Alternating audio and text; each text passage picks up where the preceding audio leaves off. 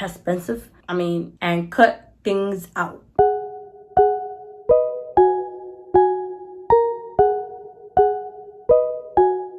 Hi guys, it's Ves. Welcome back or welcome to my channel if you're new. In today's video, I'm super excited because I'm going to tell you guys how I was able to move out at 20 years old in New York.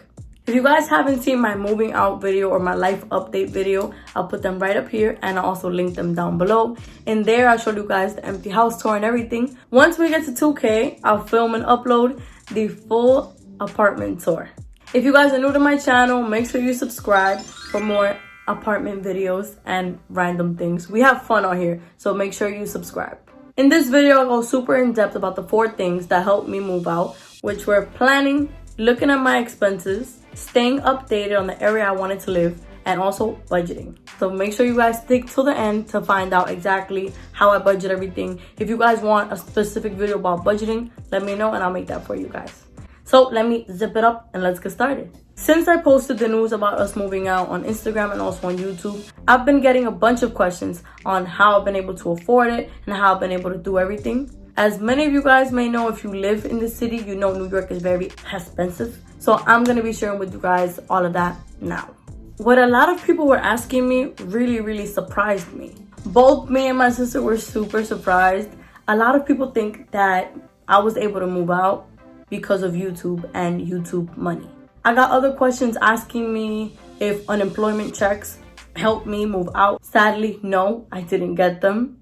And making money on YouTube is a whole different topic. If you guys want me to make a video about that, I'll go super in depth about it. But just in case you're wondering and to answer the questions from my Instagram DMs, I was not able to move because of YouTube money. Honestly, I'm gonna be super honest like I always am with you guys. I haven't even gotten paid from YouTube. With YouTube, you have to hit certain numbers, certain metrics, and I'm almost there, but I'm not there yet. So YouTube hasn't paid me anything, not even a penny, nothing. What having a YouTube channel has done for me though, is give me something to stay motivated for. I wanted to move out and it wasn't because, oh, I want a better bed. It was because I wanted to move out to make better videos. I see the lighting, I see the lighting, I see the lighting. I wanted to make better videos for my channel. And that was a big reason why I wanted to move out. So YouTube didn't help me financially, but YouTube helped me in keeping me motivated and giving me something to look forward to.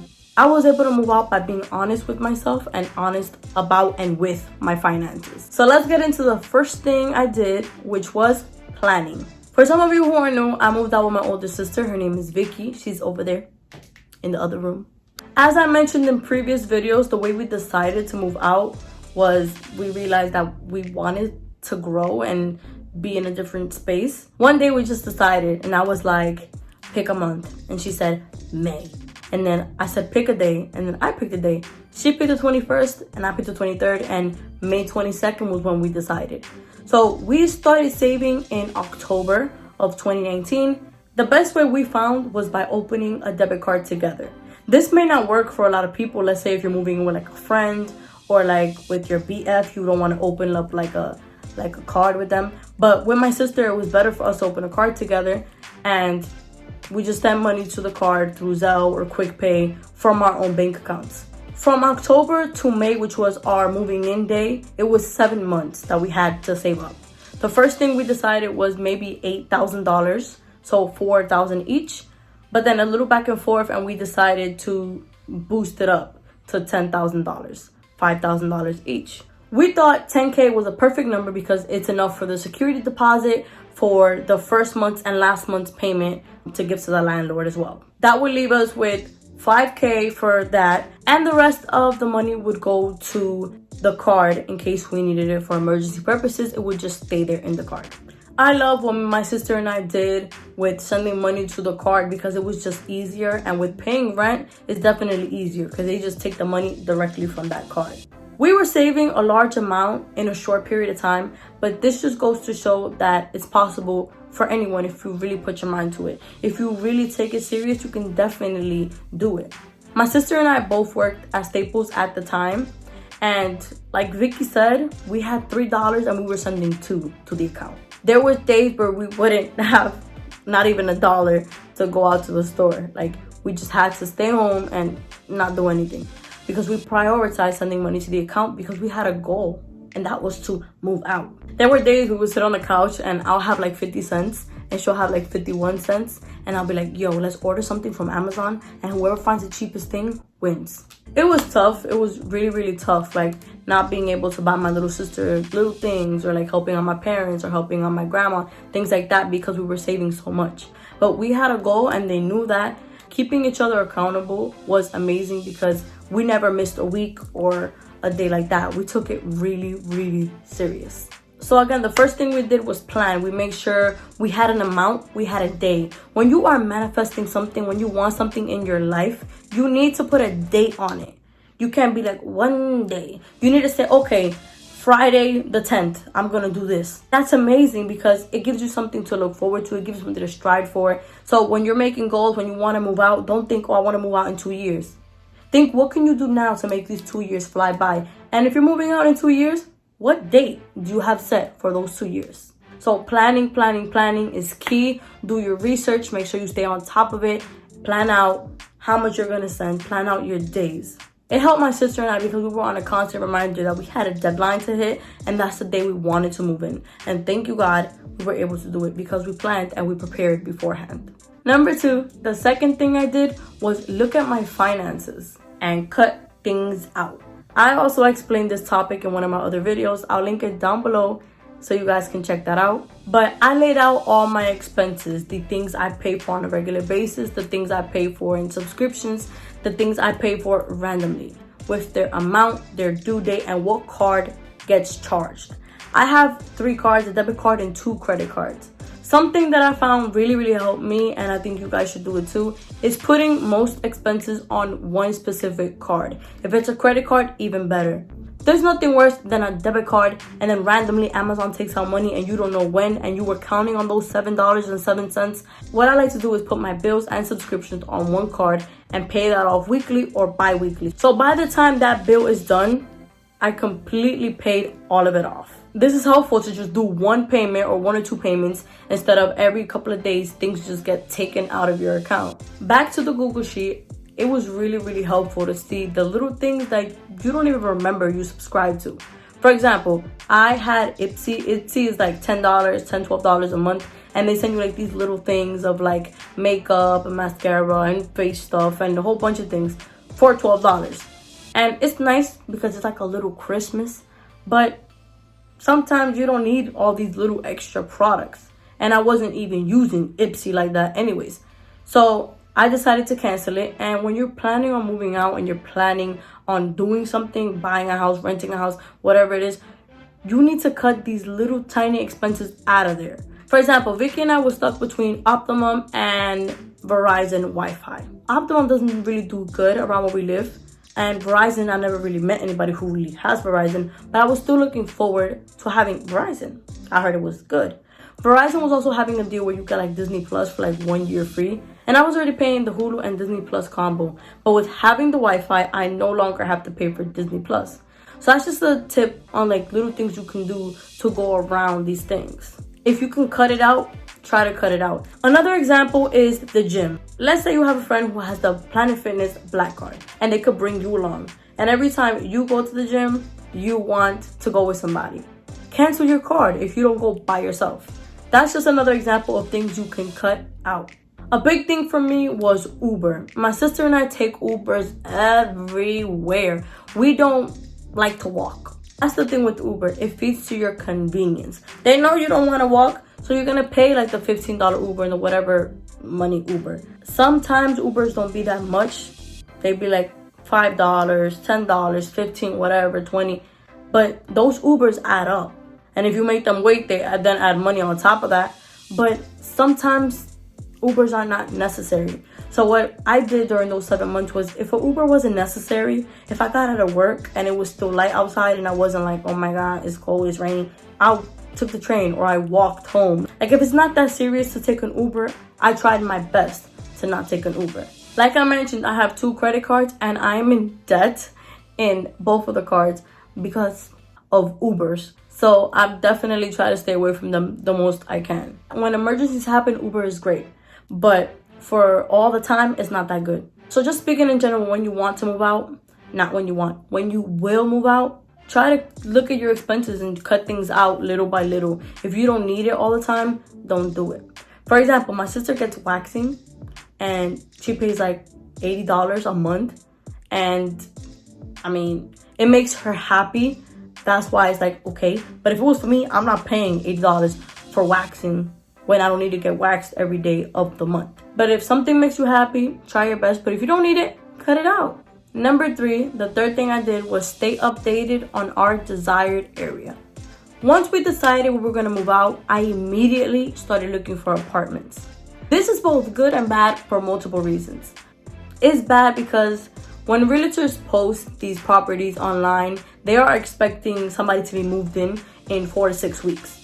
So if you were planning for 2 years, that apartment is going to be gone. So essentially, you're looking at other people's apartments, if that makes sense. But it's also good because at least you're seeing the price point in which your desired area is going to be. It's also good because you're able to see what do these apartments all have in common and why do I like this area and what do I like about these apartments. My sister and I didn't think we were going to be able to get our desired area. 1, because it's expensive, it's more than we were budgeting for. And 2, because the people who live in this neighborhood spend years here and they don't plan on leaving. So it's hard to find an apartment where we wanted to live. Staying on top of our desired area allowed us to better adjust our budget and what we thought we were going to be paying for rent. So our budget was $2,000. That was our max. Our preferably was 1.8 a month. Because the area we wanted to live in is super pricey, we just decided on looking in the surrounding neighborhoods instead of exactly what we wanted to be. And that's a really good tip as well. Expand your search, and I also mentioned that in another video. When you expand your search, you get more apartments, more options. This brings me to my 4th and last point, which I feel is the most important. I budgeted. So jumping off of my last point, we were able to look at our target area and set an estimated rent goal for ourselves, which was $2,000. That means that $1,000 would come from me and $1,000 would come from my sister. That's $250 a week. And I mention week because in Staples we get paid weekly.